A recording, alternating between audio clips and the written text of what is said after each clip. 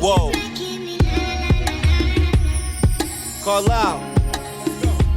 She was from the west side, uptown, 45th Ave, bad little thing, she a cutie, and she got swag, told her that when I come through, we could pop tags, took her out of town just for shopping, you know we blow it back, don't care if haters is watching, they just getting mad, real bosses moving inside. Welcome to Acquired Taste Media, you know who it is, man, SOD Cash Cow, aka Al Murder, and you know who I got with me today? Ritchie Carlisle.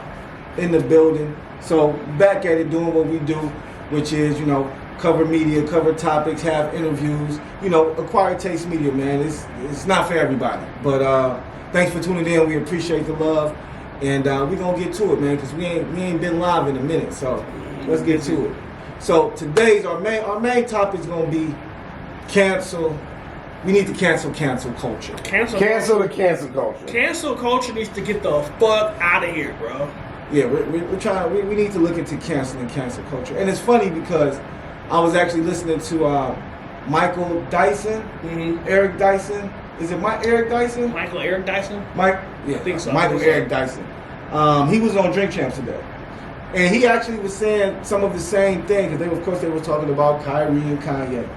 And he was kind of giving his perspective on it. But one thing he definitely did say that made a lot of sense was, you know, we can't cancel. Like, the cancel culture has to stop. Like, the whole... You make one mistake or you do one thing wrong, you know, we cancel it, we not messing with you no more.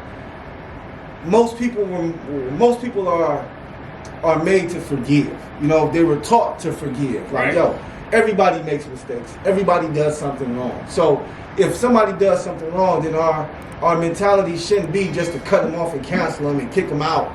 It should be more so, all right, he's probably ignorant to something. Or she just had a bad day, man. You know what I'm saying? And plus, like, cancel culture back at, you know, people will get in arguments with other people online and then go to their social media page and at their employer and all type of that. Man, I wasn't with that before, even though let's say, for example, you arguing, you know, with somebody and they say something racist or sexist or whatever, all right? And then, I mean, but you gonna mess with that person's livelihood because you get into an argument with them? It's different though. You talking about like something like that. I don't really look at that as cancel culture. When I say cancel culture, they get shoot people that they lost their jobs did. Well, I'm talking about, but when I say cancel culture, well, if they did something that they shouldn't have been doing and they're employed by somebody, then, you know, that's the consequences of your action. There's really no such thing. Yeah, but my thing is the weaponization of it, because it can go both ways, and I think right now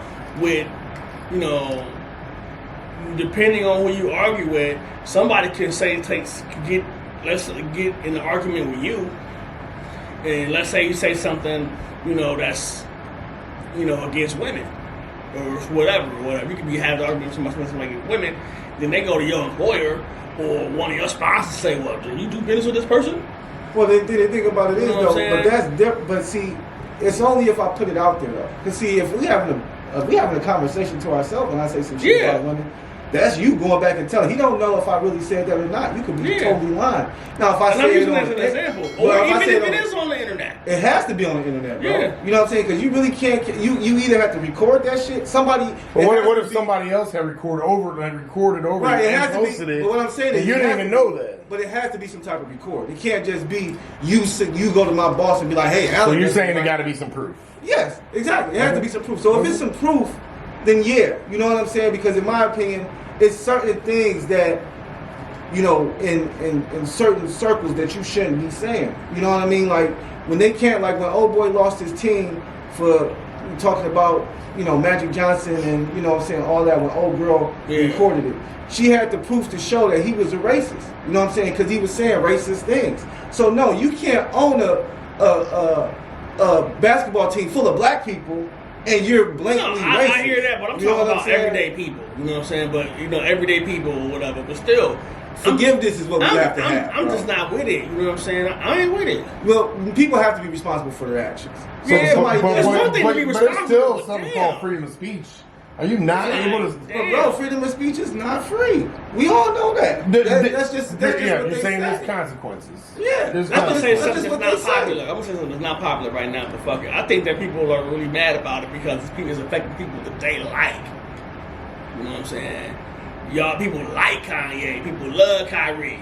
So it's like, oh, they be hard on him. But if you put the shoe on the other foot and you say somebody like, Rush Limbaugh, rest in peace, him is all to the good. It's like, yeah, get it.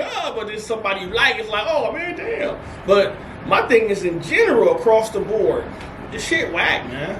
Well, put it like this. When you talk about that, when you talk about like difference of like Rush Limbaugh or something like that, one thing about our cultures is more quick to do the canceling. And that's why we have to stop. Other cultures don't. Other cultures don't come. Once again, we can, prime example, Brett Favre. You feel me? We all know what he's done. We all know what he did. You know what I mean about him getting the money. He didn't lose not one sponsor. He didn't lose a sponsor. Didn't nobody say, they didn't cancel him. You didn't see a bunch of, white people coming out like, hey, yeah, this, that, and this, and canceling him. No, they wasn't, because they don't rock like that. That period. That's not their code. Facts. See, we don't as a culture, we don't stay in code. You know what I'm saying? At all. And we're so quick to down each other that we cancel each other before we even hear all the fucking all the for proof. the uninitiated, what does stay on? What does stay on code mean? For the uninitiated. Stay on code just means, there's a code, there's a black code that if you don't know it, if your ancestors didn't teach it to you, it should likely be embedded in your DNA to keep it a buck with you. But if it's not, I understand.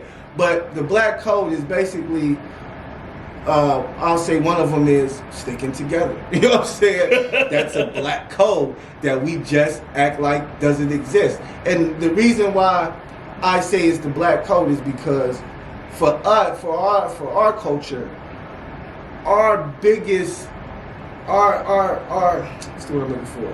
What binds us and what makes us a culture is the color of our skin. But we choose not to acknowledge that, or there's certain brothers and sisters that choose not to acknowledge it, that choose to say, oh, well, it doesn't matter what color you are, it's everybody has the same. Until they get fired. Has to equal this and has equal that. Until they get fired unfairly or lose a contract. Then it's, oh my God. Right, then they start looking at their skin like, oh shit.